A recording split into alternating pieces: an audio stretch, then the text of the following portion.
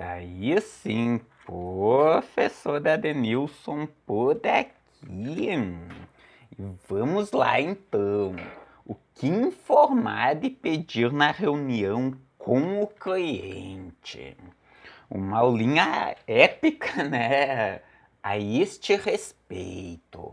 E o que é que você vai aprender nessa aula, nessa live? Bem simples. Exatamente como proceder na reunião com o cliente. Com isso, né, o processo como um todo, desde o referenciamento, ele vai andar a uma velocidade muito maior. Isso porque eu sempre digo que um processo de georreferenciamento é como um míssil teleguiado, que você tem que, desde que lança o míssil, né, primeiramente, antes de lançar, fazer todo um planejamento para conseguir lançar o míssil da maneira certa. Daí você lança ele e corrige a rota dele, né? Desviando dos alvos, coisa e tal, atingindo o seu objetivo. Então a reunião com o cliente, ela é um momento único. É o momento do lançamento do míssil. Preste atenção. Este momento vai definir todo o processo de georreferenciamento. Se o mesmo vai ser rápido ou demorado. Então, neste momento, né, no momento da reunião com o cliente, cara, você tem que ser cirúrgico, tem que se esforçar muito, conseguindo o máximo de informações que você precisar, né, que você conseguir. Lembrando que a reunião com o cliente, ela é dividida em duas partes. A primeira delas é como fazer do cliente dizer sim para a sua oferta. Porém, este é um conteúdo um pouco avançado, né? Um pouco complexo. Então, toda essa parte de precificação e do processo de vendas, né, no caso, eu vou deixar para abordar lá no georreferenciamento sem mistérios. No mesmo eu abordo toda essa parte. Já na parte 2 da reunião com o cliente, é o que eu vou te mostrar daqui. É como obter todas as informações necessárias, né? Informações. Ó, preste atenção nisso. Informações a respeito do processo, a respeito do proprietário, da cônjuge, do confrontante e também informações a respeito da propriedade. Então, combinado, vamos lá, vamos mergulhar fundo no assunto. Informações a respeito do processo. Preste atenção. O que interessa é a realidade jurídica e não a realidade física. Muitos profissionais cometem este erro. Outro dia mesmo, um profissional entrou em contato comigo e disse: Adenilson, eu estava conversando com um cliente, peguei um serviço e ele me disse que a propriedade dele é assim e começou a descrever a propriedade do cliente. Me mandou mensagem no WhatsApp, né? Daí eu peguei e disse para ele: meu amigo, não interessa a realidade física para nós. Para nós agrimensores, O que interessa é a realidade jurídica. Isso mesmo. Preste atenção. A primeira coisa que você vai fazer, uma vez que o cliente tenha contratado você, né, é pedir uma cópia da matrícula. Na realidade, até mesmo antes de dar o orçamento, você precisa conhecer a situação jurídica.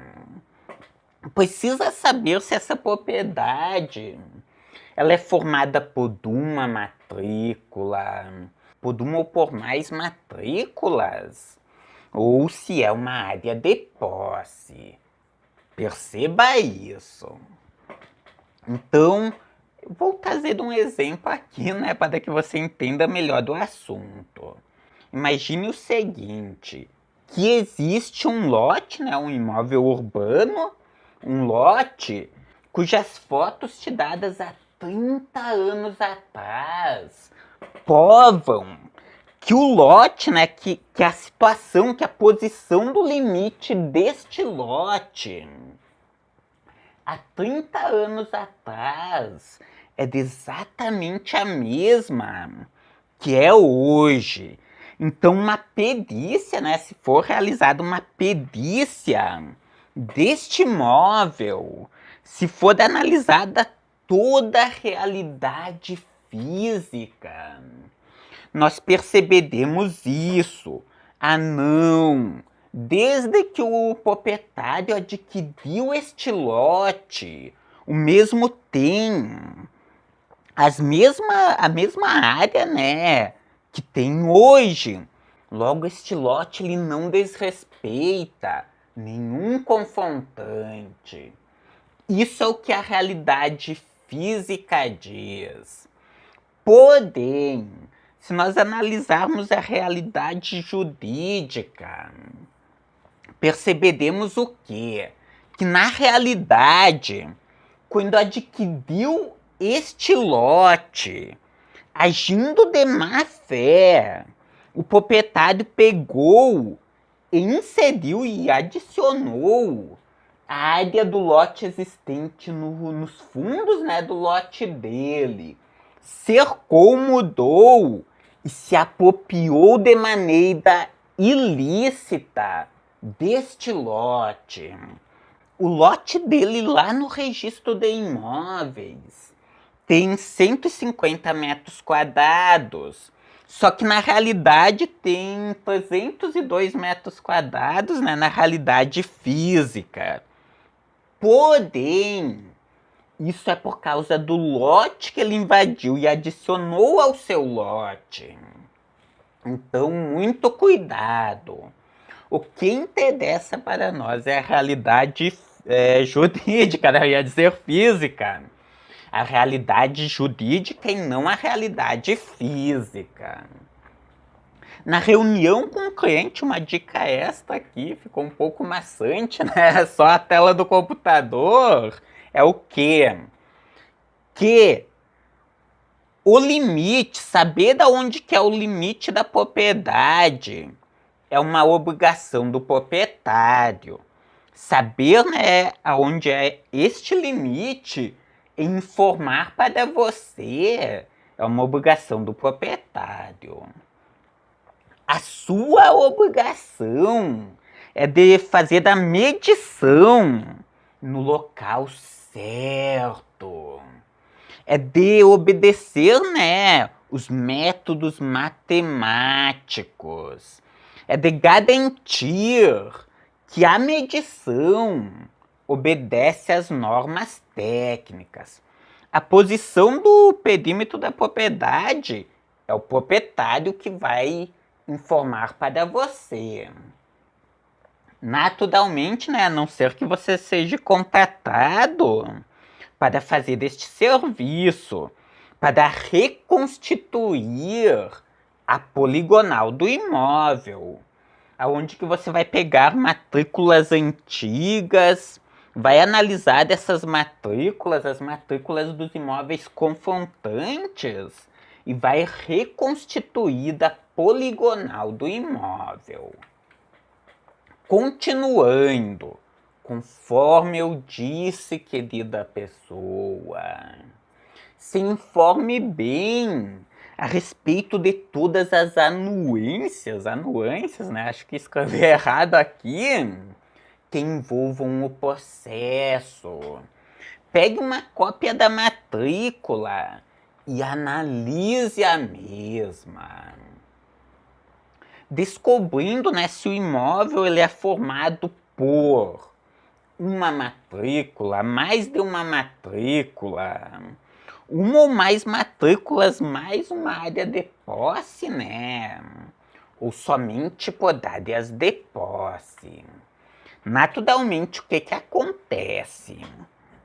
Se o imóvel ele é formado somente por áreas de posse, você vai ter, né, que primeiramente regularizado mesmo para depois fazer do gel.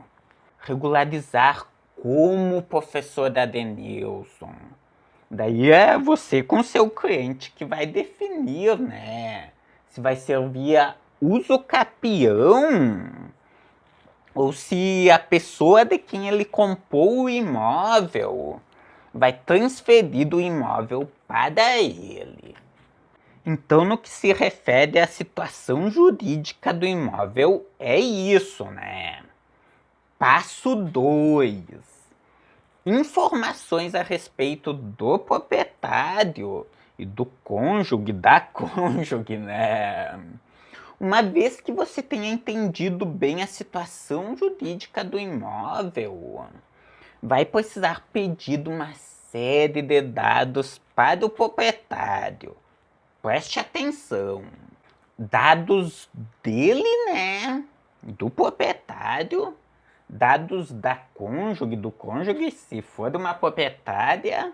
E também dados do contratante, se foi um terceiro, né, que contratou os serviços e não o dono da propriedade. Vamos entender melhor que dados são estes. Dados do proprietário. O nome completo. Peça o nome completo dele. Olhe no CPF, RG.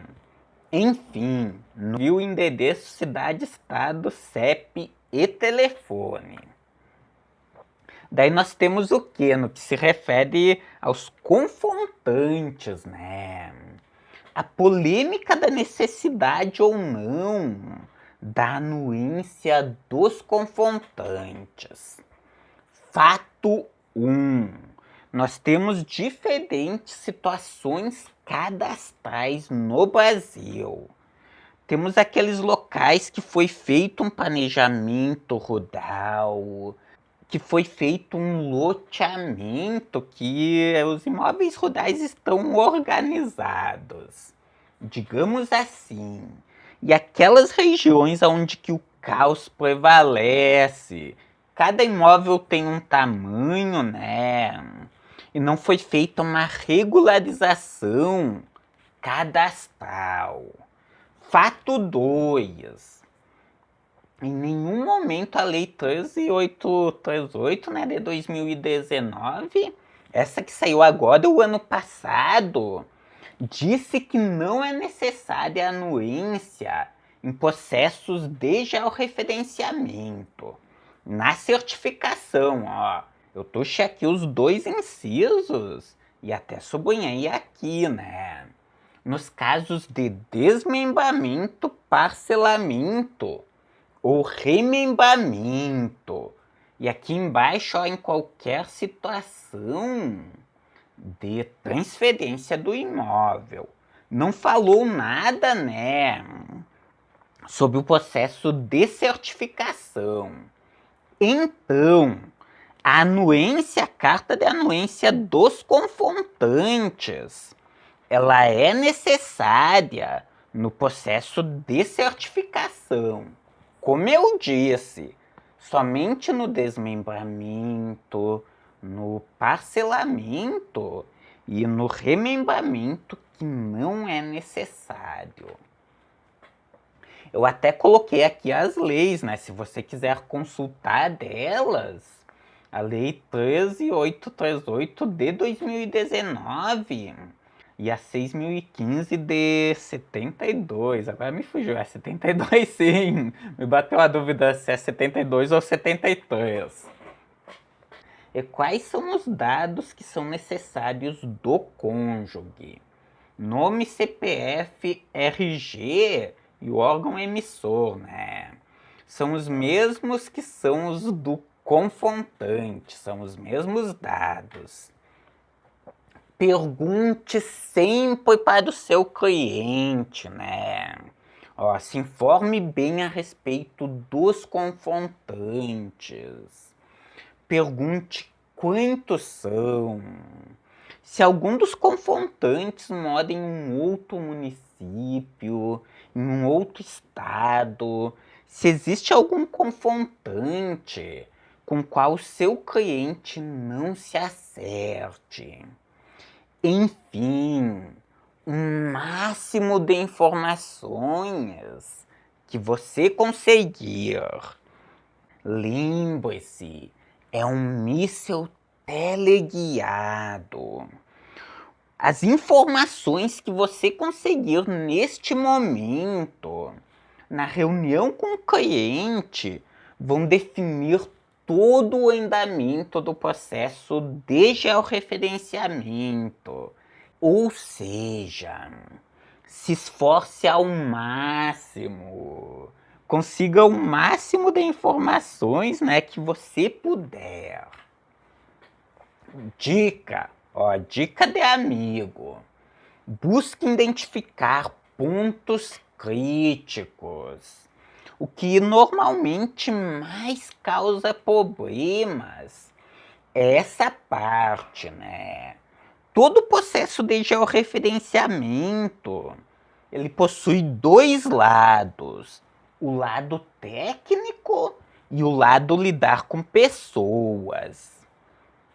O lado técnico, cara, uma vez que você entendeu como proceder, é só seguir, né? Sempre a mesma formulazinha.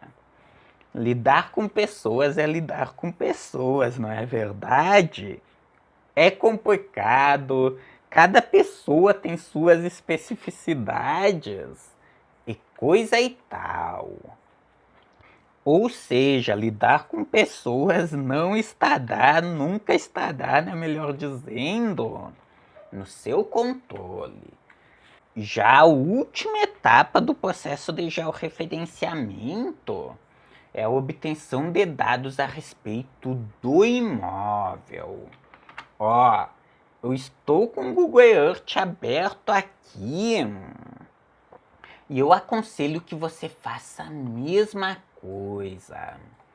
Abra o Google Earth e analise a propriedade, né? Juntamente com o seu cliente. Enquanto analisa, cuide cada detalhezinho. Vou pegar alguma propriedade aqui.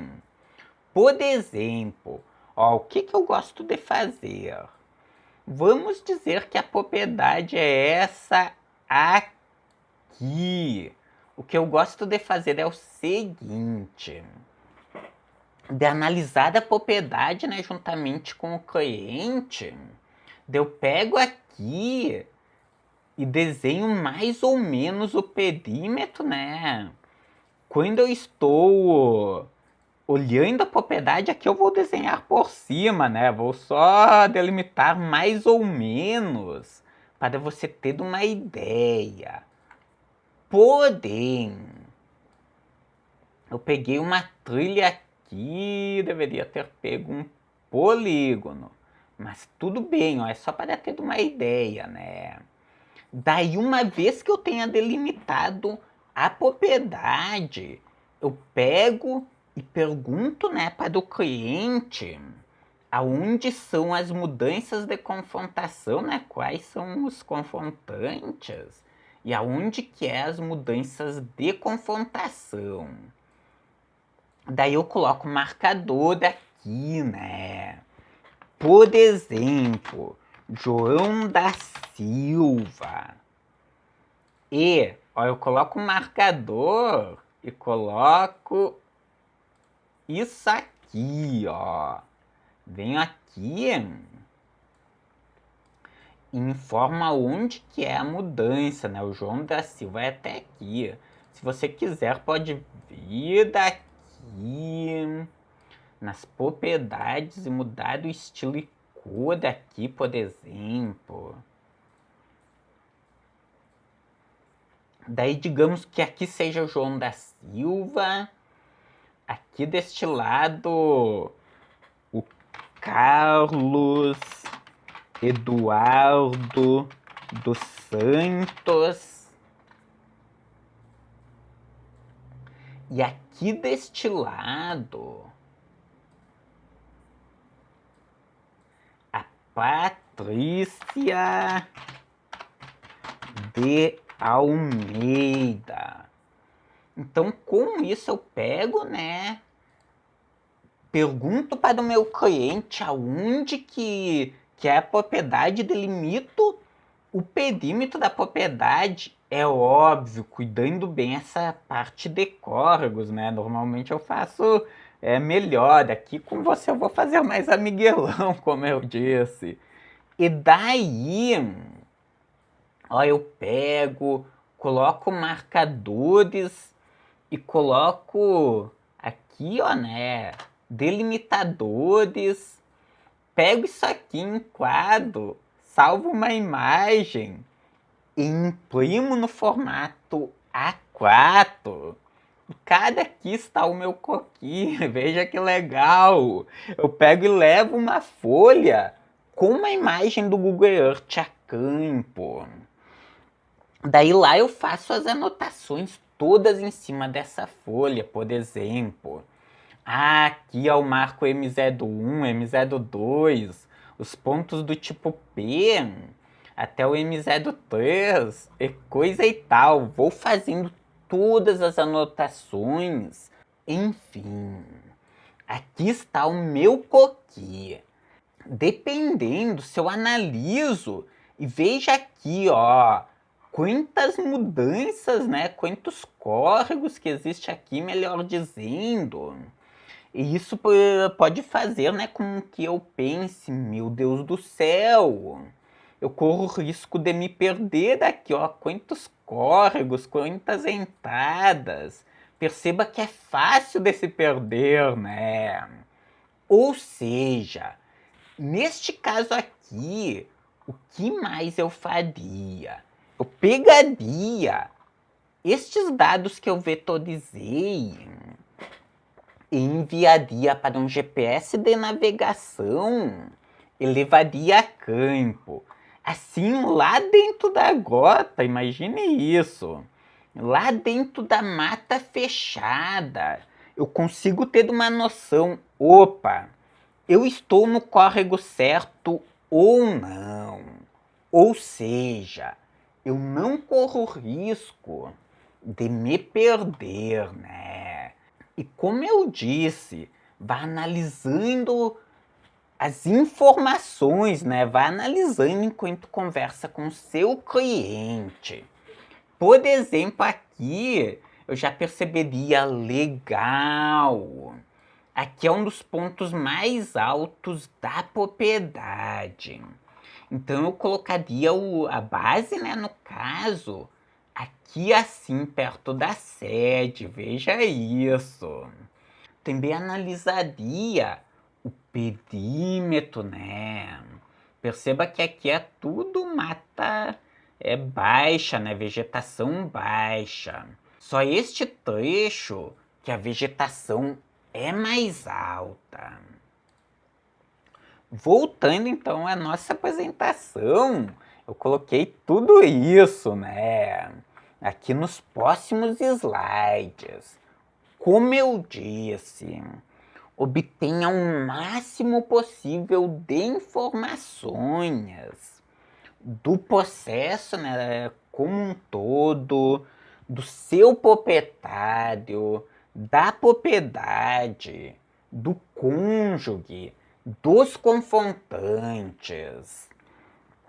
Pergunte se existe algum confrontante que mora em um outro município, em algum outro estado, algum confrontante com o qual seu cliente não se acerta. E o que você faz? Tá aqui num dos... Opa, passei aqui. Num dos últimos slides aqui.